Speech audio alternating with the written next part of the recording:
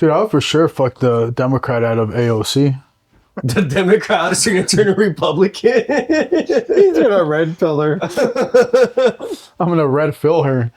Wait, so what was the event that she was hosting? I don't know. It came up on my feed. It was a short. So, but she was like, she came out. There's some black lady rapping, and she's like jumping. It was a Kamala Harris rally part 2, basically, and it just said the Democrats. This is gonna run for president in 2028.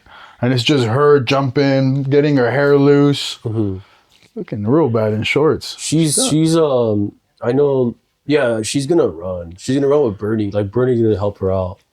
If that's their fucking ticket, then It's over, dude. yeah, I'm like, She's not gonna be the nominee. Nah, but Gavin Newsom will be. AOC, I think they're gonna. That's like one. I think they're testing out right now. Like, yeah, who can draw the most attention? yeah, Like, they're Gavin Newsom for sure. But Gavin Newsom has to wait a little bit. I think that's how I feel about it. Because I think AOC is most in touch with like Gen Z, right? Like I think she's most in touch because a lot of like the Gen Z is very progressive. Her and Bernie definitely had like my demographic. So I think AOC has a better chance in the 2030s when like my generation, 2032. like somewhere. But by then, your generation already started paying taxes. Yup. Well, And they're trying to figure out how to pay off student loans and shit too. Dude, can you imagine AOC against JD Vance? What a just absolute slaughter that would be. yeah, but the thing is, I think Gavin Newsom's very smart on the fact that he's doing all these, like with Charlie Kirk, he's doing all these like discussions, getting together with all these conservative right wingers. Yeah, because he's you trying could to also say white ringers. technically, right? But I think that's very smart because like a lot of these like right wingers, right? Like they're very anti-progressive. What's going on? And he's again, people hate it because it doesn't show that he's as authentic. Like when Kamala, Yeah, suddenly he's going to the middle. right? But again, it's just he understands. I think that most people are now like on that mindset. Like, nah, we don't really give a shit about that. So, but again, it's all like him just trying to fucking, build up his way for 2028. Well, because he's realizing like, oh shit, I gotta go towards the 80% and the not middle class, what makes up. Well, there is no middle class. class anymore. There's no middle class in America anymore. Okay, I would say the moderates then. People who are more in the moderates, like in the middle. I think if government, if the common folk doesn't feel the impact of government, then government's doing a great job. Mm-hmm. But like when we have to feel it because we need government assistance, or we need the government to fight a battle for us overseas, or the government, like politics just is shoved down our throat so hard. That's because, it's so in your face now. That's because, not to get all conspiracy theorists, but the top people running the show, remember, we're part of a script that we're not aware of, right? And I think the top of the pyramid. Whoa! You don't just get to throw that out there. Break that down. What do you mean we're part of a script? We're part of a script. What script? What is this, The Matrix? No, Who wrote the script? George Soros? Look, he's part of it, but I believe that at the end of the day, whether you're Democrat, Republican, it doesn't fucking matter what you are. At the end of the day, we're part of some script being controlled by elite. And it's at the end of the day, it's politicians and corporate leaders. That's why you hear corporate greed all the time. They're the ones that are running the show. Politicians run the show. They create laws for us while the corporate leaders are fucking filling their pockets up because they know at the end of the day, we got to go to them to fucking survive.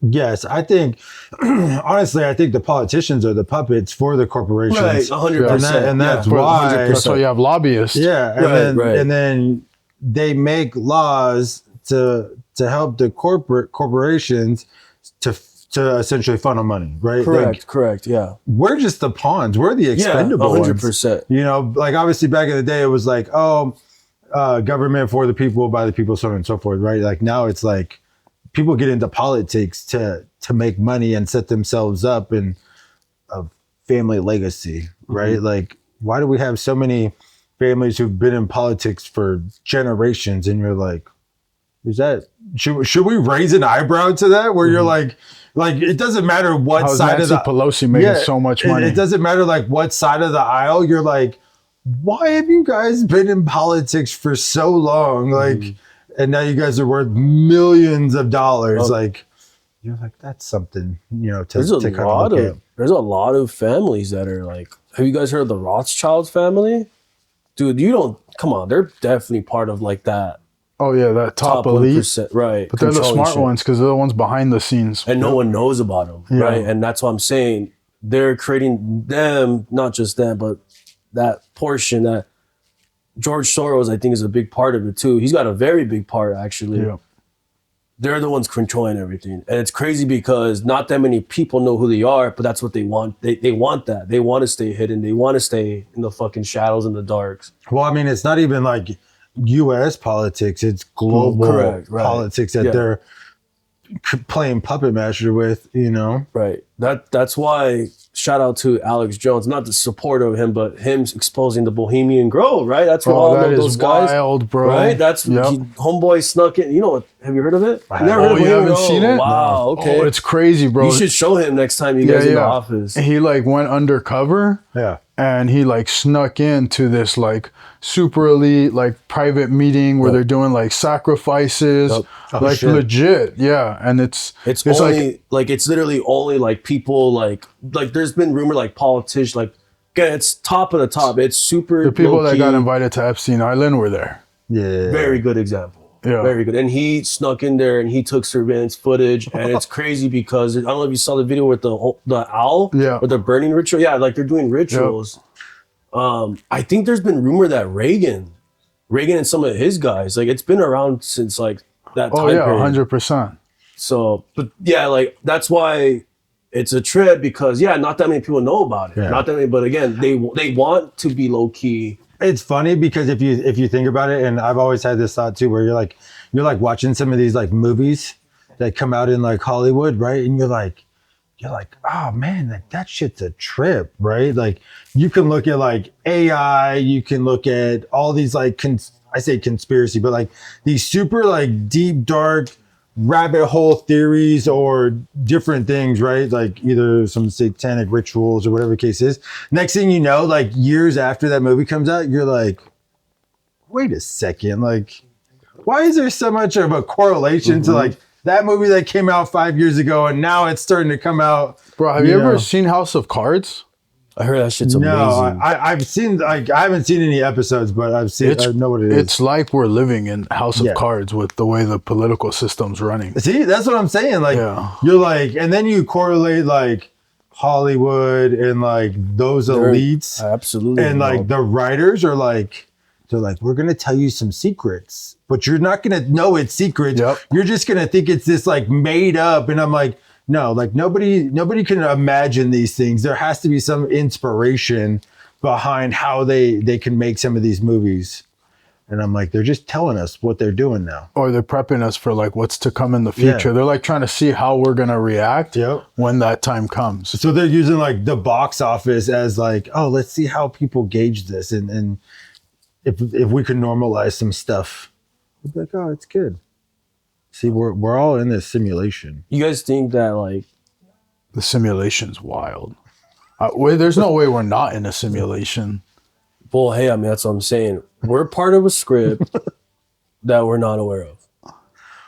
But I think now, with the way that, obviously, like, we've had the internet for a while, but, like, the way that social media has, like, Exposed brought everything to, like, our fingertips and stuff, now it's becoming harder to be like, oh, to keep it behind the scenes. Like, now everything's, like, instantaneously fed to us to where it's like, I think the fact that we kind of got like, no, that's not really a good example, but like the fact that when shit like that, like Alex Jones has been censored so many times over shit that he said where it's like, nah, like they don't want bro, but then all his stuff ends up being real. But that's what I'm saying. Like when the fact that has become censorship of all like stuff like that, confidential stuff that again gets exposed to the public, the fact that it gets taken down like in seconds is like more and more proof, right? That like, no, something's fucking for sure. Bro, happening. it's all the COVID stuff.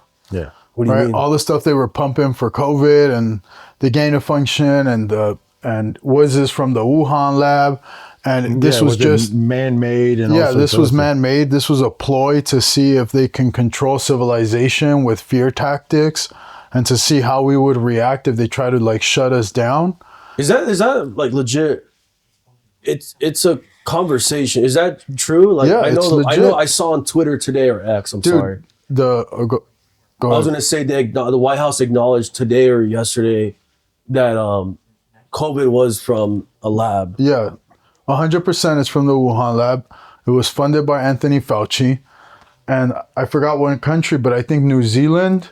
It's one of the European countries just put out an arrest warrant for Anthony Fauci for the death of like 100,000 people. He's like I don't have my phone. He's a huge target right now. Look it up. I think it's New Zealand. New Zealand files charges against Anthony Fauci. Is he part of is he still head of World Health Organization still? No, he's or they took him. They try to pardon him for stuff he didn't do yet. Yeah, like, Biden tried to give him a pardon ahead of time, but the challenge is that they use the auto pen for the signature, right? And so then all of the pardons are now void.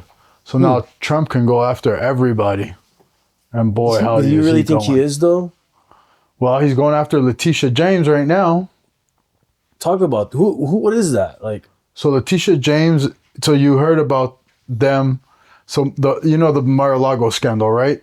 Where they went in they just pretty much went into the fucking spa and they got fucking files when they weren't supposed to, some shit like that, right? No, the Mar-a-Lago scandal was Trump took a loan against Mar-a-Lago for like $200 million. Something different then. And the claim was that he overinflated the value of Mar-a-Lago so that he can get a bigger loan amount. So you know what, you're in the game.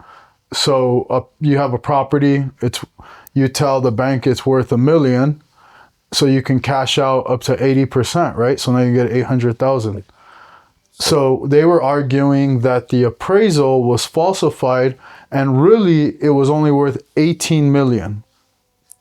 And so then he used a false appraisal to be able to cash out hundreds of millions of dollars, when in reality it was only worth 18 mil, which anybody in their right mind can tell you that they're crazy, right? Like, that is the most pristine property in the United States. It's worth a couple $100 million plus. Right. And so. And how much did they say it was valued at? Like the false? The AG was saying it's worth 18 million. Bro, houses that burned down in California during the California fires were worth 18 million. So what are the repercussions that are going to happen now? Like, so Trump got off, obviously, and Letitia James is now under indictment for mortgage fraud because the new head of the FHFA, Pulte, he discovered that she claimed that a house in Virginia was her primary residence when she was living in Washington. Mm-hmm. And so she claimed that it was her primary residence so she can get more favorable loan terms, right? It's occupancy fraud. Then she had a property in New York. Well, you know this. How many units can a property have for it to be residential? Isn't it just up to 4? Up to 4. So she has a 5-unit property in New York. And so in order to be able to get like conventional financing, she had it appraised as a 4-unit property. Right. Because, okay. So she can get, again, more favorable loan terms. And so where she's in deep shit is she's now saying, well, I had a power of attorney sign my docs. But she, when Trump was in court and Trump tried to use the argument, like, well, dude, I don't sign anything. She was like, nah, too bad. You got to know what your P of A is signing. So she's trying to do the same. So she's trying to use his same argument, and now she just completely screwed herself. And bro, they're gonna go after her. What's the penalty she's facing? She's gonna lose her license, but what else? I mean, whatever Federal they do, prison? they're just nah. Bro, the thing is though, is like, I'm like, you have the money. Like just buy that shit as an investment property. Bro, the delta on a DSCR loan versus a primary residence is not that much. No. It's like a couple $100 a month. BlackRock would have paid for it for her for sure. I mean, that's another side note. BlackRock's another one in control of everything, by the way. Continue. It's just a trip, dude. Like, these politicians are so greedy that they have to manipulate everything, and it's like a power. It's a power thing for sure, bro. Where they're just like, no, you're not going to do that. Like, we're going to do it this way. It's all a power thing. Could you imagine her mortgage broker right now? Just like, fuck. What did I just get myself into? What do you think he or she has to do then? Well, they're going to get hit too. They're going to be like, well, unless they can prove, like, they have a letter of explanation that's like, hey, I like legitly, like she signed that says I am buying this house at this address and I will live in it. Mm-hmm. And if they have that, and so since she has a falsified LOE, then yeah, she's screwed and the mortgage broker's free. But if they don't, if the mortgage broker doesn't have something in writing, then they're screwed. That's why you always, especially if you suspect occupancy fraud, you always want to get something in writing that's like, yo, I'm going to live in that house. All right, cool. And then I always tell them, like, because I want to protect my ass, because you can't accuse a person of fraud. Like, when you're doing their loan, you can't be like, nah, bro, for sure you're full of shit. So I always tell them, like, yo, you got to give me a letter of explanation saying you're going to live in the house. But also, when we close, you got to move your auto insurance to that house, because I want to see your auto insurance bill tied to your house. Right. Yeah. Because then I can show proof, like, nah, look. Yeah, I know that whole, like, that loophole. It's not a loophole. It's just, you got to protect yourself. So it's like I call it a post-close condition. And I'll just be like, yo, you got to get me something. And I'll pressure them, like, hey, where's this document? Well, yeah, bro, you have to pressure them, bro. That's a fucking risky move. Yeah, I mean, you shouldn't do it, right? Like, and hopefully no one ever lies on their loan applications, but yeah, if you suspect it, you got to hedge against the client. Yeah, I mean, nothing is worth, no deal, no matter how big the paycheck is. I think if you know it might be a sleazy deal, it's never worth the fucking paycheck, bro. Yeah. It's like, this is literally our life. We pay our bills through this shit that we do. It's like, can't let greed fucking gamble pretty much your life. There are some, like, wild ass loans right now that are back.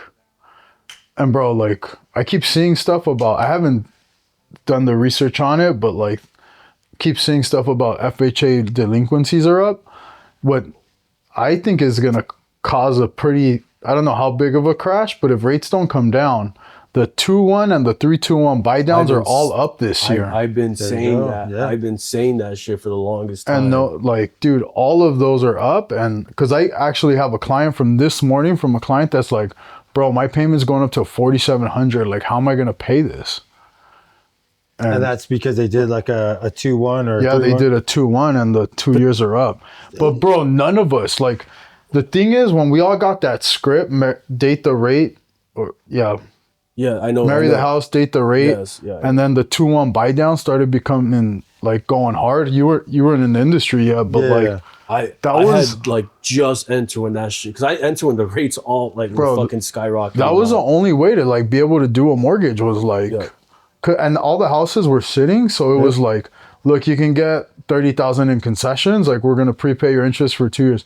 And bro, like, my script that I had was so on point, because I would pull up a Freddie Mac chart and then I would show them, like, rates since 1971, every election year, like, it went down. Everyone was using that script, bro. September and October of the election year, like, rates just valleyed. And so I would show them this chart, and like, it was it worked, and it was a good script. And now I like, oh man, like, we're way past the election and the rates still haven't come down. But that's why Trump's gonna push Powell to get the fuck out of the industry. Like, bro, Powell's behind schedule. Yeah. Well, and I think a lot of it too, right, was like the amount of money that was pumped into the economy during like the COVID and everything after that. Like, that's what just kept everything fucking. That's the argument that China's going to experience if they start pumping their economy to try to get through the tariffs. The longer the tariffs go, the better it is for the U.S. because the U.S. can withstand, like, okay, we don't need $5 headphones. Like, we can do without the cheap plastic materials. As long as we have our medicine in place, as long as we have, like you brought up, wood and like building materials, like we have to start finding alternatives for all this shit. Yeah. But as long as we have the alternatives in place for the needs that we need to survive and to live, we can do without, you know, this thing on the table that was for sure made in China. But China needs to offload all of the stuff, and they have 1 billion people. How many people are going to be out of work? And the CCP controls all of the economy. So CCP is going to have to give out money in order for people to survive. And their economy's already struggling. They had the Evergrande debacle, where, you know what that is? No. This developer built like fucking cities, and now the buildings are abandoned because they built it so cheaply that they're in danger of collapsing. But where is this at? In China.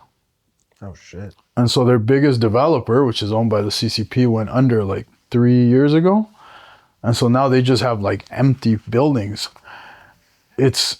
China's in trouble if the tariffs continue, which is great for us because we needed to take back our position as a superpower. Yeah. We're going to lose TikTok, but whatever. I think so too. Didn't Amazon like put a bid in for TikTok? Yeah, but the guy who created TikTok said, I'll sell you TikTok, but I'm not giving you the algorithm. I mean, that's what makes TikTok so fucking... Yeah. You know, that's what makes TikTok. So without the algorithm, like, TikTok's useless. Yeah. There's going to be... I've always said when TikTok gets banned, there's going to be another app that does the same shit. Some dude here in the US is going to make a similar version, and we're all going to hop on it. That's my prediction. Instagram's already has Reels too. Yeah. But Instagram doesn't push out the way TikTok does. There's going to be another one, watch. There's going to, whether it's fucking Mr. Beast that creates it or whoever, one of these guys is going to fucking end up like just making a mock version and we're all going to hop on it. I wouldn't disagree with that. It seems like every decade or every generation, there's always a new fucking big social media app. Again, like it was like MySpace and then Facebook and then Vine. Do you guys remember Vine? Vine was the big one, and then it died, and then that's when Instagram came into play, and then Twitter started rising, and then TikTok came, and then there's gonna be another one that's gonna have a similar concept. It's just a revolution of social media. That's my opinion. Yeah, that's my opinion. I think that's valid. I mean, I think the ones that have stuck around, they've definitely like pivoted, you know, in the direction. So the one big thing that everyone's been like talking about, trending, it's like the big, you're on this side or on this side, is the whole situation with the man that got deported, former MS-13 gang member, deported to El Salvador. We all know, if you don't know what El Salvador, what's going on, they got some of the most gnarly prisons where it's like you're living in hell on earth. I mean, every prison's hell on earth, but the controversy... I don't know about that. I mean, it's bad, but I wouldn't say hell on earth. From El Salvador? Oh, no, El Salvador, yeah. Yes. That one's, okay. Yeah.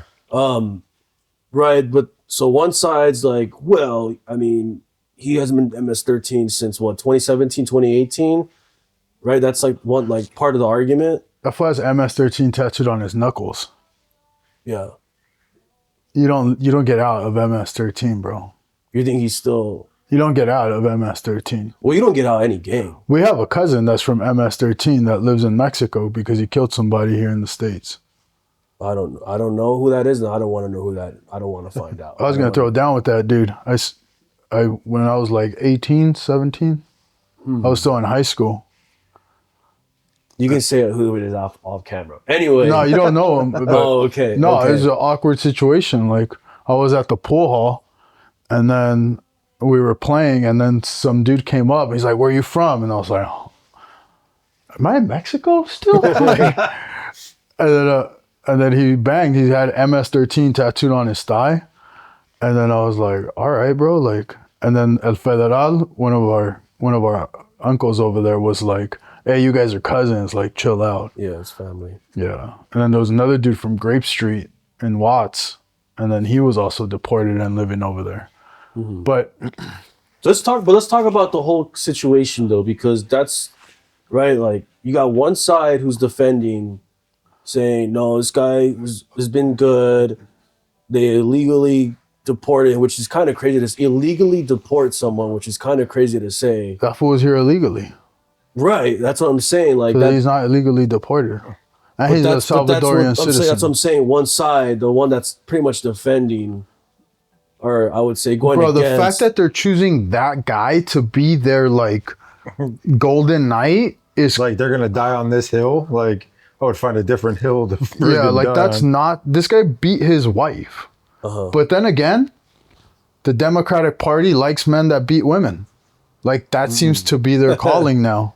You know, they want a man in boxing. Sports, right? Yeah, they want the man who's spiking balls in girls' faces. Volleyballs. Yes. They don't like regular men spiking. This is my opinion on it. I mean, I think, first of all, people forget he had two deportation orders in the past already. And, you know, obviously it didn't happen. If you know what they do in MS-13, they fucking kill, torture, rape, kids, women. And I like my question. So my question to the people that's like pushing back on the whole situation is, how would you feel if a member of MS-13 was your fucking neighbor? Like, you didn't know about it, and you find out, oh, no, my neighbor is a former. Like, no, like, I'm pretty sure you would be like, I don't know if I want to fucking be living here. You're gonna get fucking security throughout your house. You might even end up getting a gun. You might not even be a Second Amendment fucking enthusiast, you know? So that would be like that would be what I would want to ask someone. Like, okay, if you're so upset about it, put yourself in a situation where you know someone that's walking distance from you has a history of doing all this shit. Like, is that cool with you, you know? Bro, the fact is that they basically used a RICO case to get all of these gang members out who are here illegally. They need to get out. We need to bring back safety to our country. And look, MS-13 is a terrorist organization. They're not just in El Salvador and the U.S. Like I just brought to light, there's guys in Mexico. There's guys everywhere, man. And we start one at a time, but we're taking out one of the biggest gangs that's around. You take out MS-13, you take out 18th Street, and the cartels are now going to come to battle with the U.S., and it's a narco economy in Mexico that runs everything, and the U.S. has to go get it. The U.S. drug population is insane. It's gone up. They're trying to kill Americans. Over 110,000 Americans died of fentanyl, I think, just last year. Yeah. Like, and it's all of these criminal organizations that have no consequences. Right. Fact is, you and I have two uncles that came here and were deported for being criminals. I don't feel sorry for them. Mm-hmm. We grew up with them. I don't feel sorry for them. They didn't follow the golden rule. They didn't come here and respect our boundaries, respect our laws. And you have to be a citizen and you have to assimilate to our culture and to our country if you want to be here. And if you don't, get the fuck out. And if you're going to be a criminal and you're going to be causing shit and you're going to be causing disruption, putting fear into people's lives, if you're going to be a person who's killing, raping, committing crime, you need to get the fuck out of our country. Right. And for everybody who disagrees, they need to get the fuck out of our country too. Yeah. Fucking get out. You don't like America? Get out. You like China? Get out. Go see what it's like somewhere else. The problem is the people that are backing that fucking guy, they don't know what it's like. They didn't grow up in the hood like we did. They don't know what it's like to deal with gangsters. When you deal with gangsters, you deal with them one time, then you'll see. Right. You get shot at one time by some fucking faggot from Maravilla, from Cam, and then we'll see. And then we'll see what it's like. You think we want our kids going through that shit? No. But it's all these fucking people that grew up in a safe home, That's why they have no idea. That's why I would say, how would you feel if one of these guys that has a history from these, cartels, these horrible people, how would you feel knowing that they live steps away from you? Like, how would you feel? And I promise you, 10 out of 10 people you ask, their fucking mindset's gonna change. Especially those people, because those people are cowards. Yeah. Yeah. Well, I think the biggest thing too is like what Tony's saying is like they have nothing to base it off of, right? Like they've lived in this cushy little thing. Like they've never.